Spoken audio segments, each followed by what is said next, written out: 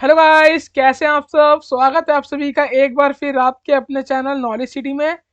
Guys, आज हम बात करने वाले हैं अपनी वही सीरीज जिसका नाम है ह्यूमन रिसोर्स मैनेजमेंट की यूनिट नंबर 4 का। आज हम बात करेंगे चैप्टर नंबर 3 के बारे में जिसका नाम है कंपोनेंट ऑफ कंपनसेशन। गाइस, आज का ये चैप्टर बहुत ही ज़्यादा इंपॉर्टेंट भी है और बहुत ही ज़्यादा ज़रूरी है आपकी डेली लाइफ के लिए, क्योंकि गाइस इसके अंदर जो भी आप टर्म सुनने वाले हैं वो आपकी डेली लाइफ में वो बहुत ज़्यादा हेल्प करेंगे, क्योंकि ह्यूमन रिसोर्स मैनेजमेंट सब्जेक्ट ही ऐसा है जो आप अपनी डेली लाइफ में जिससे मिलते जुलते टॉपिक सुनते रहते हैं, है ना। तो चलिए शुरू करते हैं बिना किसी देरी के। इससे पहले कि कोई भी वीडियो, यानी कि आपने यूनिट 4 के चैप्टर नंबर 2 तक अगर नहीं देखी कोई वीडियो, तो पूरी प्लेलिस्ट का लिंक डिस्क्रिप्शन बॉक्स में जाके देख लेना।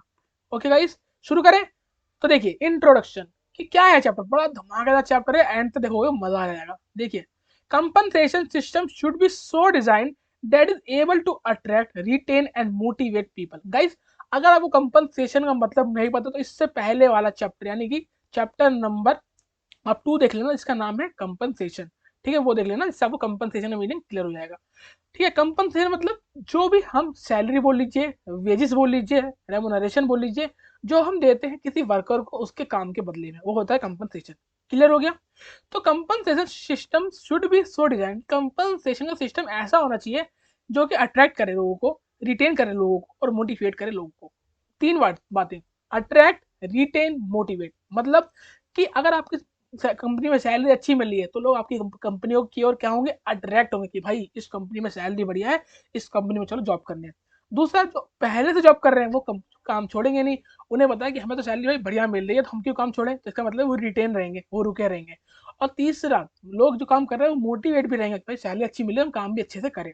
ठीक है, तो कंपनसेशन का आपने मतलब समझ लिया। अच्छा, अब कंपनसेशन होते कितने तरीके के हैं, तो गाइस कंपनसेशन आपने अपने 12th तक भी पढ़ा होगा बिजनेस स्टडी के अंदर कि कंपनसेशन बोल लीजिए होते हैं दो तरीके के। कौन कौन से, फाइनेंशियल कंपनसेशन और नॉन फाइनेंशियल। फाइनेंशियल सुन के मालूम चल रहा है जो कि पैसे से रिलेटेड हो। हर व्यक्ति काम क्यों करता है, पैसे के लिए। ठीक है, आप आराम से बेड पे आराम कर रहे हैं, वाह टीवी देख रहे हैं, डोरेमोन देख रहे हैं। ठीक है, आपकी मम्मी बोलती है बेटा बाजार से 1 किलो आलू लिया, तुम कहते हैं मम्मी अभी डोरेमोन आ रहा है मैं नहीं जाऊंगा। मम्मी ने खेल खेला, क्या मम्मी ने बोला अगर तू आलू लेने जाता है मैं तुझे 10 रुपए दूंगी। तुम अरे बिल्कुल अभी लेके आता हूँ। तो यह क्या हुआ कि जब आपकी मम्मी बिना किसी पैसे के, बिना किसी लालच के सब्जी लेने भेज रही थी, तो आपको कोई मोटिवेशन नहीं मिला था कि क्यों यार टाइम वेस्ट करके मैं तो जाऊँ आऊँ। कि जैसे मम्मी ने आपको पैसे का लालच दिया, क्या पैसे का लालच दिया, आप क्या हो गए, मोटिवेट हो गए। आप क्या हो गए, मोटिवेट हो गए, और आप तुरंत सब्जी लेने चले गए। तो ये बोलता है फाइनेंशियल कंपनसेशन।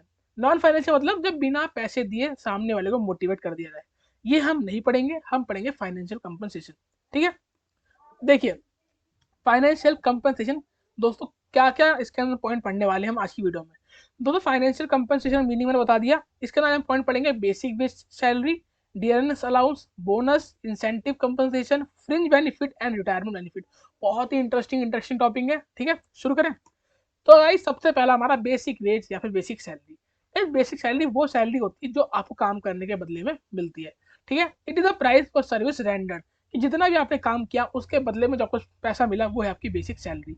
पे फॉर वर्क परफॉर्म, जितना आप काम करोगे उसके बदले में सैलरी मिल रही है, वो है basic pay. Determination of such wages is done keeping in mind such factor like education, skill of employ, ability of organization to pay. दोस्तों ये जो डिसाइड की जाती है बेसिक वेज और बेसिक सैलरी, ये डिसाइड की जाती है एम्प्लॉय की एजुकेशन को देख के, उसकी एबिलिटी को देख के, और कंपनी की खुद की एबिलिटी को देख के कितना पैसा दे सकती है। फॉर एग्जाम्पल, हमारे अकाउंटेंट की पोस्ट खाली है, अब हम अकाउंटेंट को सैलरी देंगे उसकी डिग्री देख के देंगे, उसकी नॉलेज देख के देंगे, और दूसरा सैलरी उतनी ही देंगे जितनी हम दे सकते हैं, जितनी हमारी खुद की एबिलिटी है ना।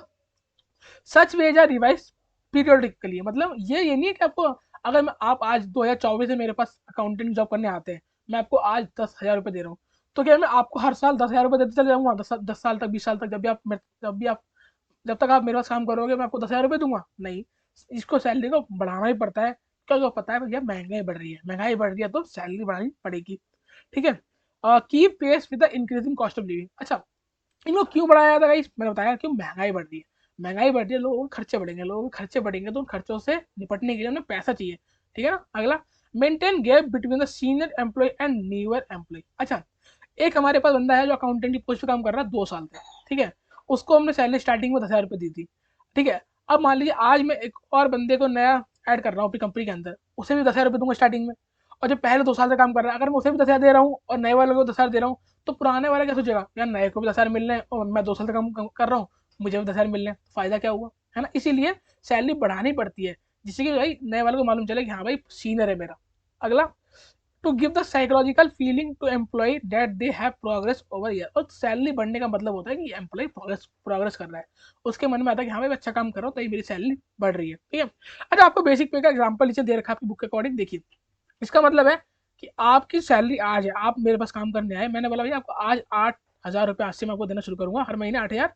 हर साल आपके 275 रुपये बढ़ेंगे, और आपकी सैलरी जो है होगी, मतलब जब तक आप काम करोगे 13,500 तक होगी। मतलब कि आपकी सैलरी 13,500 तक ही जाएगी, इसके ऊपर आपको पैसा नहीं मिलेगा, ठीक है ना। आपको मैं हर साल 275 रुपये बढ़ाऊंगा, और जब 13,500 हो जाएंगे तो आपकी सैलरी वहीं तक पहुंचेगी।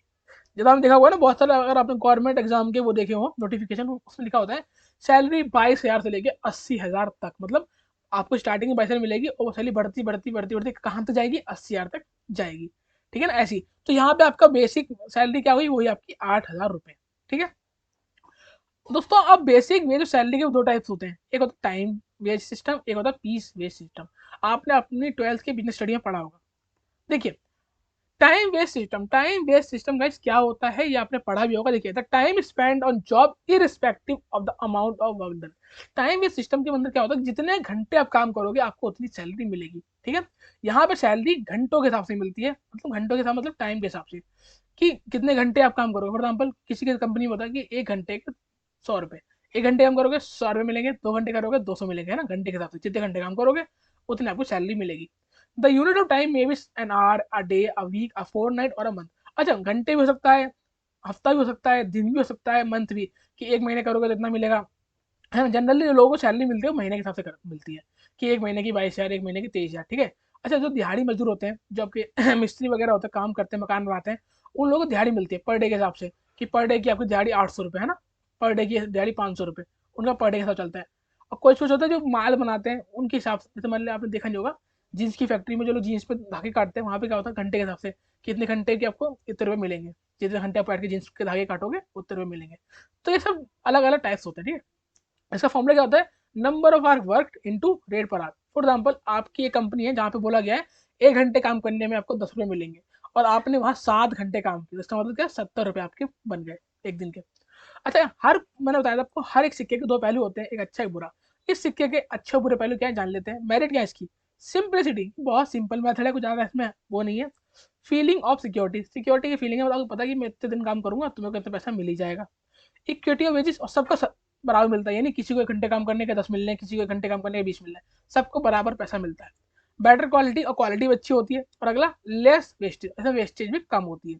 अगला डिमेरिट क्या है इसकी, इनएफिशिएंसी, इससे लोग इनएफिशिएंट भी हो पाते हैं। अगला, लैक ऑफ मोटिवेशन, उनके अंदर मोटिवेशन नहीं रहता। और स्ट्रिक्ट सुपरविजन, और इस काम के अंदर स्ट्रिक्ट सुपरविजन रखना पड़ता है, मतलब उन्हें देखना पड़ता है कि सही से काम कर रहे हैं कि नहीं कर रहे, ठीक है। आगे बात करें, piece base system. Piece base system मतलब पढ़ के मालूम चल रहा है कि यहाँ पे आपको पैसा मिलेगा पीस के अकॉर्डिंग मिलेगा, जितने आपने पीस बनाए उतने आपको पैसे मिलेंगे। कि मतलब आपने आज 10 पीस बनाए तो आपको 10 पीस को मान लीजिए एक पीस पे आपको 10 रुपये मिलने हैं, तो 10 पीस पे मतलब 100 रुपये। जो कि आपने देखा होगा बहुत सारे घरों में राखी का माल बनता है ना। तो एक राखी मान लीजिए 5 रुपये, आपने 10 बना लीजिए 50 रुपये हो गए ना आपके, ऐसे करके पीस के अकॉर्डिंग। मेरिट क्या है इसकी, वही provide incentive to worker to produce more. इसे क्या होता है, वर्क करने में थोड़ा लालच आता है, थोड़ा मोटिवेट रहता है कि मैं ज़्यादा बनाऊंगा तो ज़्यादा पैसे मिलेंगे। लेसर सुपरविजन, इसमें सुपरविजन करने की नीड नहीं होती, क्योंकि मालिक को पता है वो खुद ही ज़्यादा बनाएगा। क्यों ज़्यादा, इसलिए तो बनाएगा ना, उसे पता ज़्यादा बनाऊंगा ज़्यादा पैसा मिलेगा। डीमेरिट क्या है, क्वालिटी गेट इग्नोर। अब दोस्तों देखिए, बंदा यहाँ सोचेगा कि जल्दी जल्दी ज़्यादा ज़्यादा माल बनाओ, और ज़्यादा ज़्यादा बनाने में वो क्वालिटी को इग्नोर कर देगा, कि क्वालिटी के बारे में हमें तो ज़्यादा माल बनाने से मतलब है, वो क्वालिटी पे फोकस नहीं करेगा। अगला, speeding up make cost injury, और जल्दी जल्दी बनाने से इंजरी भी हो सकती है। मान लीजिए कोई काम ऐसा है मशीन से किया जा रहा है, तो जल्दीबाजी में कि मशीन में हाथ आ जाए, कुछ आ जाए, तो दिक्कत हो सकती है, ठीक है। अगली बात करेंगे डीएनएस अलाउंस, ये आपने सुना भी होगा बहुत बार। दोस्तों डीएनएस अलाउंस मतलब महंगाई भत्ता, आपने ऐसा सुना होगा।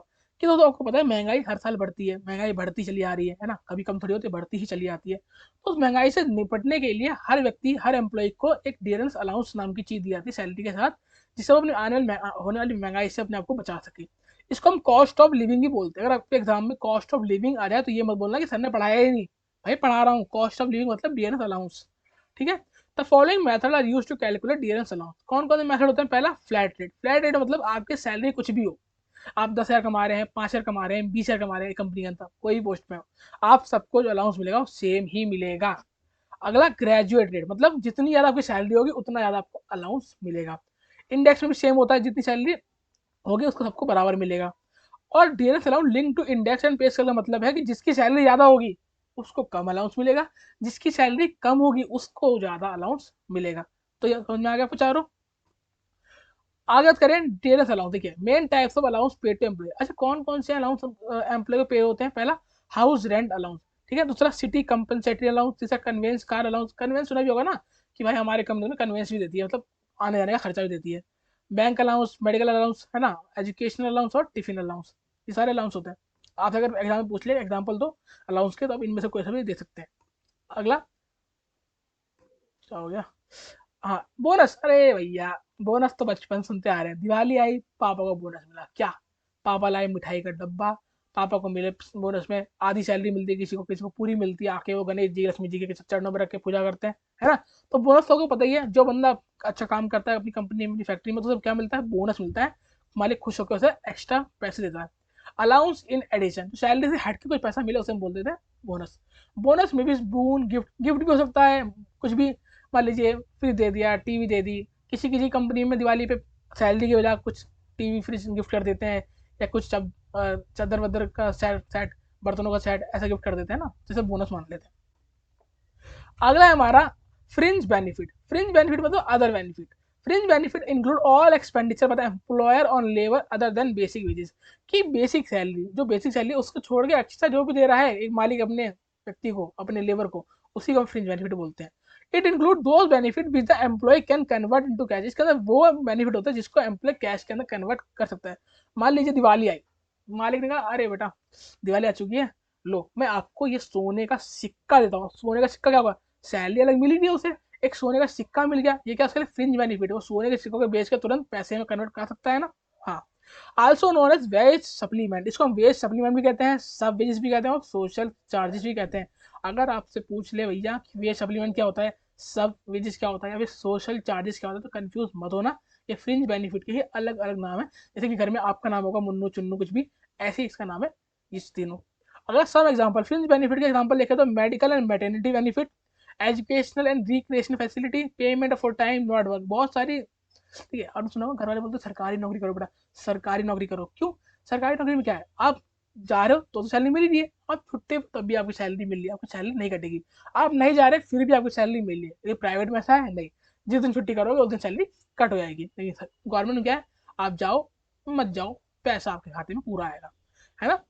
लिखा है ना payment for time not work such as vacation, holidays, sick leave, maternity leave, travel allowance सब मिलता है। Pension, provident fund, life insurance, gratuity. आपसे पूछ सकता है एग्जाम में पेंशन किसके अंडर आता है, तो ये फ्रिंज बेनिफिट है। हाउसिंग बेनिफिट और कंपनसेटरी सिटी अलाउंस। अच्छा कुछ और होते हैं बेनिफिट जिनको पर्क्स कहते हैं। उनके अंदर क्या कहता है, कंपनी अपार्टमेंट। बहुत सारी बड़ी कंपनी होती है, वो अपने जो एम्प्लॉय होते हैं उनको अपार्टमेंट गिफ्ट करती है, भैया ये हमारी तरफ से आपके लिए फ्लैट है, इसमें रहिए। होम सिक्योरिटी देती है, क्लब की मेंबरशिप और पैटर्निटी लीव। तो दोस्तों बहुत इंपॉर्टेंट है पैटर्निटी लीव, बहुतों को पता नहीं होगा कि जब मान लीजिए कोई लेडीज है, कोई है ना, वो जॉब कर रही है, अब वो प्रेग्नेंट हो गई, ठीक है। अब वो प्रेग्नेंट हो गई, उनकी प्रेगनेंसी को 9 मंथ कंप्लीट होने वाले हैं, वो अब उनकी डिलीवरी हो गई, तो अब वो बेबी को भी उन्हें देखना होगा, बेबी का ध्यान रखना होगा। तो उसके लिए उन्हें छुट्टी मिलती है, उसे बोलते हैं पैटर्निटी लीव। मेल को भी मिल सकती है, फीमेल को भी। मेल को क्या, अपनी बीवी और बच्चे का ध्यान रखने के लिए, ठीक है ना। सेल्फ डिफेंस ट्रेनिंग दी जाती है लड़कियों को, क्योंकि वो अपना सेल्फ डिफेंस कर सके, और कंपनी की ओर से क्रेडिट कार्ड भी दिया जाता है। तो गाइज यहाँ पे हमने खत्म कर लिया अपना एक और इम्पॉर्टेंट चैप्टर। आई होप आपको चैप्टर अच्छे समझ में आ गया हो। कोई डाउट हो कमेंट बॉक्स में पूछ लेना। वीडियो अच्छी लगी हो लाइक कमेंट शेयर कर देना, ठीक है। मिलता हूँ नेक्स्ट क्लास में, तब तक के लिए गुड बाय।